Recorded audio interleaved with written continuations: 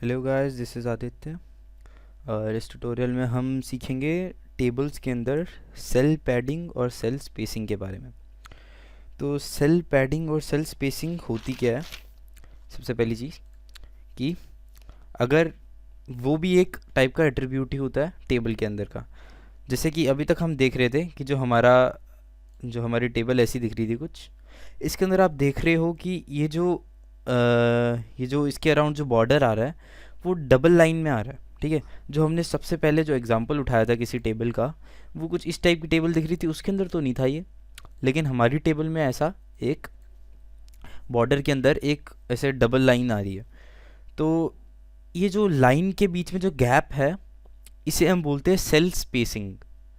ये जो मैं इसे थोड़ा इसका साइज़ बड़ा करता हूँ। इन किसी भी दो लाइन के बीच में जो गैप है इधर, ये बॉर्डर की, इसको बोलते हैं हम सेल स्पेसिंग। और सेल पैडिंग होती है, जैसे कि ये जो ब्लू एरिया देख रहे हो आप किसी भी टेक्स्ट के अराउंड, ये जो भी ब्लू एरिया होगा, ये जैसे इसके अराउंड, तो ये ब्लू एरिया जहाँ पर ख़त्म हो रहा है और यहाँ से लेके ये जो इनर वाला जो बॉर्डर है, ये इसके बीच में जो खाली स्पेस है, ये जो खाली चीज़ है, ये होती है सेल पैडिंग। ठीक है, इसको हम एडिट कर सकते हैं इन एट्रीब्यूट्स को यूज़ करके, जो मैंने आपको बताया। जैसे तो इनको यूज़ कैसे करते हैं मैं आपको बताता हूँ। जैसे मेरे को चेंज करना है कि दोनों बॉर्डर की ये जो लाइंस है, मेरे को एक लाइन करनी है, मतलब कि दोनों के बीच में कोई स्पेस नहीं होनी चाहिए। ठीक है, तो मैं क्या करूँगा, सेल स्पेसिंग को चेंज करूँगा।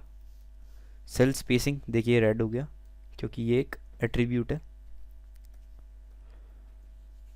तो दोनों के बीच में जो स्पेस है वो बिल्कुल नहीं होनी चाहिए, मतलब कि ज़ीरो होनी चाहिए, तो 0 पिक्सल्स। ठीक है, तो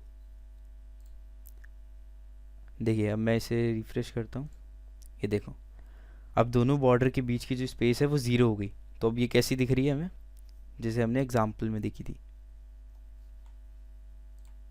देख रहे हैं?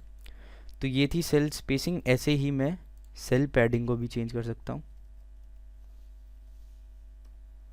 और मैं चाहता हूँ कि पैडिंग हो जाए कुछ 20 पिक्सल्स तक की पैडिंग हो जाए।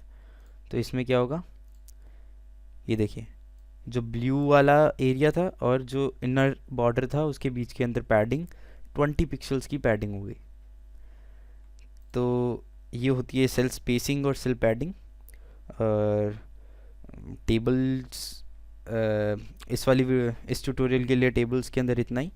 हम अगले ट्यूटोरियल्स में बस टेबल्स के बारे में एक आखिरी चीज़ और पढ़ेंगे। तो thank you guys for watching.